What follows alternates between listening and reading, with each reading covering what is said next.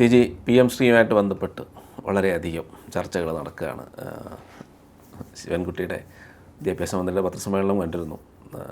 അദ്ദേഹം അതിനകത്ത് ചോദിക്കുന്ന NEP എന്താണ് കുഴപ്പം, നിങ്ങളാരെങ്കിലും പൈസ തരുമോ, ഇതൊക്കെയുള്ള ചോദ്യങ്ങളുമൊക്കെ വളരെ എനിക്ക് തോന്നുന്നത് ശിവൻകുട്ടിയുടെ ഏറ്റവും മികച്ച പത്രസമ്മേളനം എന്ന് പറയേണ്ടി വരും. നല്ല രസകരമായ പത്രസമ്മേളനമായിരുന്നു. അല്ല, അതൊരു ഒന്നൊന്നര ചോദ്യമായിപ്പോയി. NEPക്ക് എന്താ കുഴപ്പം? അതെ, വാസ്തവത്തിൽ നമ്മളൊക്കെ ശിവൻകുട്ടിയോട് ചോദിക്കേണ്ടതാണ് NEPക്ക് എന്താ കുഴപ്പം. ശിവൻകുട്ടി ഇപ്പോൾ പറയുന്നു അതിന് കുഴപ്പമൊന്നുമില്ല. പിന്നെ 2 വർഷം എന്തിനു വെച്ചുകൊണ്ടിരുന്നു ചോദിച്ചു കഴിഞ്ഞാൽ അതിപ്പോൾ ഒരു സർക്കാരില്ലേ, അതങ്ങനെ ഉഴപ്പി ഒക്കെ പോയി. ഇപ്പോൾ അതൊക്കെ പോട്ടെ, ഇപ്പോൾ ഞങ്ങൾ ഒപ്പിട്ടല്ലോ. ഇതാണ് ഉത്തരം. വാസ്തവത്തിൽ ഇതൊക്കെയാണ് ശരി. വായുജിത്ത് ആലോചിച്ച് നോക്ക്, സംസ്ഥാനങ്ങളും യൂണിയൻ ടെറിട്ടറിയും ചേർന്ന് 36 യൂണിറ്റുകൾ, അതിൽ 33 പേര് ഒപ്പിട്ട് കഴിഞ്ഞു. 34ാമത്തതാണ് ഇപ്പോൾ കേരളം ഒപ്പിട്ടിരിക്കുന്നത്. ഇവർക്ക് ആർക്കുമില്ലാത്ത ഒരു സൂക്കേട് കേരളത്തിന് വരേണ്ട വല്ല കാര്യമുണ്ടോ? ഇതൊരു ഓപ്ഷണൽ സ്കീമാണ്. സംസ്ഥാനങ്ങൾക്ക് വേണമെങ്കിൽ വേണ്ടാന്ന് വയ്ക്കാം.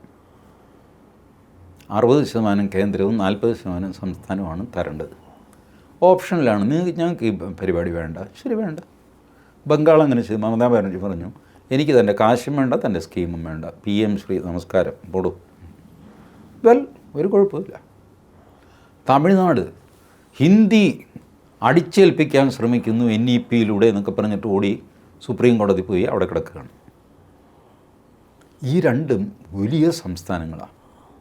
മമതാ ബാനർജിയുടെ പെൻഡിങ് എമൗണ്ട് 1000 കോടി രൂപയാണ്. അതായത് PM ശ്രീയിൽ ഒപ്പിട്ടിരുന്നെങ്കിൽ മമതാ ബാനർജിക്ക് കിട്ടുമായിരുന്ന കാശ് 1000 കോടിയാണ്. അത് വേണ്ടാന്ന് വെച്ചവർ 1000 കോടി വേണ്ടാന്ന് വയ്ക്കാനുള്ള ഫൈനാൻഷ്യൽ ഹെൽത്ത് ബംഗാളിനും ഇവർക്കും തമിഴ്നാടിനും ഉണ്ട്. നമുക്കതില്ല. ആ ഹെൽത്ത് ഇല്ലാത്തതുകൊണ്ട് ഈ 1500 കോടിയുടെ വെയിറ്റൊക്കെ വന്നു കഴിഞ്ഞപ്പോൾ നമ്മളിങ്ങനെ തള്ളി ഒരു 2 വർഷം കൊണ്ടുവന്ന് പിന്നെ ഇട്ടുകളഞ്ഞു. നമ്മൾ ബ്രേക്ക് ചെയ്തു. മാത്രമല്ല, ഇവിടെ കാശ് കിട്ടിയിട്ട് ഇത് PM ശ്രീക്ക് വല്ലതും ഉപയോഗിക്കാനാണോ? ഒന്നുമല്ല. ഇത് നമ്മുടെ പെൻഷൻ കൂട്ടിക്കൊടുക്കാൻ പഞ്ചായത്ത് തിരഞ്ഞെടുപ്പല്ലേ വരുന്നത്. 1600 രൂപ 1700 രൂപ ആക്കണമെങ്കിൽ തന്നെ കോടികൾ വേണം. 53 ലക്ഷം മറ്റുമാണ് ഈ 1600 പെൻഷൻ മേടിക്കുന്നവർ. 100 രൂപ കൂട്ടിക്കൊടുക്കണമെങ്കിൽ എത്ര കോടി വേണമെന്ന് ആലോചിച്ച് നോക്കി. ഈ ആവശ്യത്തിനൊക്കെ എടുക്കും. അവസാനം ഈ PM ശ്രീ വഴിക്കങ്ങ് വീണു പോകും. ഇതാണ് സംഭവിക്കാൻ പോകുന്ന സ്ഥിതി. കേരളത്തിന് എന്ത് കാശ് കിട്ടിയാലും വകമാറ്റി ചിലവാക്കുന്നുള്ള സ്ഥിതിയാണ്. ബട്ട് സ്റ്റിൽ കരാറാണല്ലോ. ഒപ്പിട്ട് കഴിഞ്ഞാൽ PM ശ്രീക്ക് നാഷണൽ കരിക്കുലം ഫ്രെയിംവർക്ക് അനുസരിച്ച് ഉള്ള പാഠപുസ്തകങ്ങളെ പാടുള്ളൂ. കേന്ദ്രം തരുന്ന പാഠപുസ്തകങ്ങൾ NCERT അത് വേണമെങ്കിൽ നിങ്ങൾക്ക് ഉപയോഗിക്കാം. അതെല്ലാം നിങ്ങളാണ് ഉണ്ടാക്കുന്നതെങ്കിൽ കുഴപ്പമൊന്നുമില്ല. NCFനകത്ത് വരുന്നതാണോ? ഇതാണ് ചോദ്യം. NCFനെ ചൊല്ലിയാണ് ഇവരുടെ ആശങ്ക. NCFൽ പറഞ്ഞിരിക്കുന്നത് ഭാരതീയത എന്ന വാക്കാണ്. അപ്പോൾ ഭാരതീയത അല്ലെങ്കിൽ ഇന്ത്യൻനെസ് എന്ന ബ്രാക്കറ്റിലുണ്ട്. ഈ ഇന്ത്യൻനെസ് എന്നുള്ള വാക്ക് ഇവർക്ക് പിടിക്കുന്നില്ല. ഭാരതം എന്നുള്ള ഉച്ചരിക്കാൻ ഇടതുപക്ഷത്തിന് സാധിക്കില്ല. അവർക്ക് ഇന്ത്യ എന്നേ പറയാൻ പറ്റുള്ളൂ. അപ്പോൾ ഭാരതീയതയും കൂടെ ആയിക്കഴിഞ്ഞപ്പോൾ അവർക്ക് വല്ലാത്ത, പിന്നെ പശുവായി, ചാണകമായി, അതായി ഇതായി ഇങ്ങനെ അങ്ങ് പോവുകയാണ്. ഞാൻ നമ്മുടെ റിപ്പോർട്ടർ ചാനലിൽ മീറ്റ് ദ എഡിറ്റേഴ്സ്, അതിൽ ജിമ്മി ജെയിംസ് ഇരുന്ന് പറയുകയാണ്, ഇനിയിപ്പോൾ നോക്കിക്കോ, പള്ളിക്കൂടത്തിൽ പശുവിൻ്റെ 2 കൊമ്പുകൾ തമ്മിൽ റേഡിയേഷൻ ഉണ്ടെന്ന് പഠിപ്പിക്കും. ഇതൊക്കെ എവിടെ നിന്ന് കിട്ടുന്നതെന്നറിയില്ല. കുറേ പേര് ഗോഡ്സെയുടെ പേര് എടുത്തു കളയും. ഗോഡ്സെയുടെ പേര് ഇപ്പോഴും ഇല്ല പാഠപുസ്തകത്തിൽ. പിന്നെ ഇവിടെ നിന്ന് എടുത്തു കളയുക. അപ്പോൾ ഇല്ലാത്ത ഇഷ്യൂസ് ഇങ്ങനെ പൊക്കിക്കൊണ്ടുവരുന്നു. ഡാർവിൻ്റെ പരിണാമ സിദ്ധാന്തം, അത് 4 വർഷം മുമ്പ് മറ്റാണ് ഈ ഡിബേറ്റ് വന്നു കഴിഞ്ഞപ്പോൾ NCERT ക്ലാരിഫൈ ചെയ്തു. ഡാർവിൻ്റെ പരിണാമ സിദ്ധാന്തം 5ാം ക്ലാസ്സിലും 7ാം ക്ലാസ്സിലും 9ാം ക്ലാസ്സിലും പഠിപ്പിക്കുന്നുണ്ട്. അതുകൊണ്ട് അതിൻ്റെ കരിക്കുലം കമ്മിറ്റി തീരുമാനിച്ചു ഏതെങ്കിലും ഒരു ക്ലാസ്സിൽ പഠിപ്പിച്ചാൽ മതി. 7ാം ക്ലാസ്, ശരി 7 എന്ന് തീരുമാനിച്ചു. ഇതാണ് ഡാർവിന് സംഭവിച്ചത്. ഡാർവിൻ്റെ പരിണാമ സിദ്ധാന്തം എല്ലാ ക്ലാസ്സിലും പഠിപ്പിക്കണം. ഇതെന്താ ഇത്? ഈ ഭൂമിയിൽ ആകെ ഒരു തിയറിയേ ഉള്ളൂ, ബാക്കിയൊന്നുമില്ലേ? ബെർണോളിസ് തിയറമില്ല, ലീബിനിസ് തിയറമില്ല, ഐൻസ്റ്റൈൻ്റെ ആപേക്ഷികതാ സിദ്ധാന്തമില്ല, ഒന്നുമില്ല. ഡാർവിൻ മാത്രം. എന്ത് ഭ്രാന്താണ് ഇതൊക്കെ? ഇല്ലാത്ത ബഹളം വെച്ചു. ഇപ്പോൾ വെച്ച് കഴിഞ്ഞിട്ട് പിന്നെ അതിൽ നിന്ന് ഊരുന്നത് എങ്ങനെയാണ്? സംഭവം ബലൂൺ അങ്ങ് ഊതി വീർപ്പിച്ചു, കാര്യം മുന്നോട്ട് പോകുന്നുമില്ല. അപ്പോഴാണ് പിണറായി വിജയൻ മിക്കവാറും ശിവൻകുട്ടിയോട് പറഞ്ഞു കാണും, നീ അതങ്ങ് ഒപ്പിടാൻ പറയടാ, വാസുകിയെ വിളിച്ച് പോകാൻ പറ, ഡൽഹിയിൽ പോയിട്ട് ഒപ്പിടാൻ പറ. അപ്പോൾ ഇവിടെ ഈ ഊതി വീർപ്പിച്ച് ബലൂണിൻ്റെ കാറ്റ് തന്നെത്താനെ പൊക്കോളും, നീ ഒപ്പിട്ട് കഴിയുമ്പോൾ കാറ്റ് പൊക്കോളും. ആ ഒപ്പിട്ടു, ഇവിടെ കാറ്റ് പോയി. കാറ്റ് പോയി കഴിഞ്ഞപ്പോൾ ഈ ഇടതുപക്ഷ മതനിരപേക്ഷ ജനാധിപത്യ വർഗ ബഹുജന ഡിമാല ഗുണ്ടന്മാരൊക്കെ നിലവിളിക്കുന്നു. സാറാ ജോസഫ്, സംഘപരിവാറിന് CPM-ലുണ്ടായ PM ശ്രീ കുട്ടിക്ക് വേണ്ടിയിട്ട് ഞാൻ കാത്തിരിക്കുന്നു. കാത്തൊന്നും ഇരിക്കേണ്ട, കുട്ടി നേരെ പബ്ലിക്കിൽ മുമ്പിലുണ്ട്. ഓൾറെഡി PM ഉഷാവരി ഇത് ഉന്നത വിദ്യാഭ്യാസത്തിൽ ഇതൊക്കെ നടപ്പായി കഴിഞ്ഞു. ഇപ്പോൾ താഴത്തേക്കുള്ളതാണ് ഇപ്പോൾ ഈ ബഹളം നടക്കുന്നത്. അപ്പോൾ ശിവൻകുട്ടി പറഞ്ഞേ, ഇതൊരു തന്ത്രമാണ്, ഞാൻ ഒപ്പിടും, കാശ് മേടിക്കും, എന്നിട്ട് ഞാൻ നടപ്പാക്കില്ല. ഇതാണ് സംഭവം. അത് നമ്മൾ ഭൂമി കച്ചവടത്തിൽ ചെയ്യുമല്ലോ. ഭൂമി കച്ചവടത്തിൽ കാശ് ഞാൻ അഡ്വാൻസ് മേടിക്കും, ഭൂമി അവന് കൊടുക്കുകയില്ല. അവൻ അഡ്വാൻസ് തിരിച്ചു കിട്ടാനായിട്ട് എൻ്റെ പിന്നാലെ ഇങ്ങനെ നടക്കും. ഈ പരിപാടിയാണെന്നാണ് ശിവൻകുട്ടിയുടെ വിചാരം. പാവമാണ് കേട്ടോ, ബുദ്ധി ഇപ്പോഴും ഉറച്ചിട്ടില്ല. ഇതിങ്ങനെയൊന്നും നടക്കില്ല. പൈസ തരുമ്പോൾ NEP നടപ്പാക്കണം എന്നല്ല കരാർ. NEP നടപ്പാക്കുമ്പോൾ പൈസ തരാമെന്നാണ്. അല്ലേ? രണ്ട് രീതിയിലാണല്ലോ. ഇപ്പോൾ ബസ്സിൽ നമ്മൾ ബസ്സിൽ കയറി കഴിഞ്ഞിട്ട് ടിക്കറ്റ് എടുക്കുന്നു. അപ്പോൾ ഒരു സാധ്യതയുണ്ട്, ബസ്സിൽ കയറിയിട്ട് ഞാൻ ടിക്കറ്റ് എടുക്കുന്നില്ല, ഒന്നുമില്ലെങ്കിൽ അടുത്ത സ്റ്റോപ്പ് വരെയെങ്കിലും നിങ്ങൾക്ക് ട്രാവൽ ചെയ്യാം, ഉന്തും തള്ളും വാഗ്വാദവും ഒക്കെ ആയിട്ട് ഇറങ്ങടോ താഴെ എന്നൊക്കെ പറഞ്ഞാൽ അടുത്ത സ്റ്റോപ്പിലേ ഇറക്കുള്ളൂ. മെട്രോയിൽ ഇത് പറ്റില്ല. മെട്രോയിൽ ടിക്കറ്റ് എടുത്തിട്ടാണ് മെട്രോയിൽ കയറുന്നത്. മെട്രോയെ പറ്റിക്കാൻ പറ്റുമോ? ഇല്ല. ബസ്സിനെ പറ്റിക്കാൻ നിങ്ങൾക്ക് ലിമിറ്റഡ് ടൈമിൽ.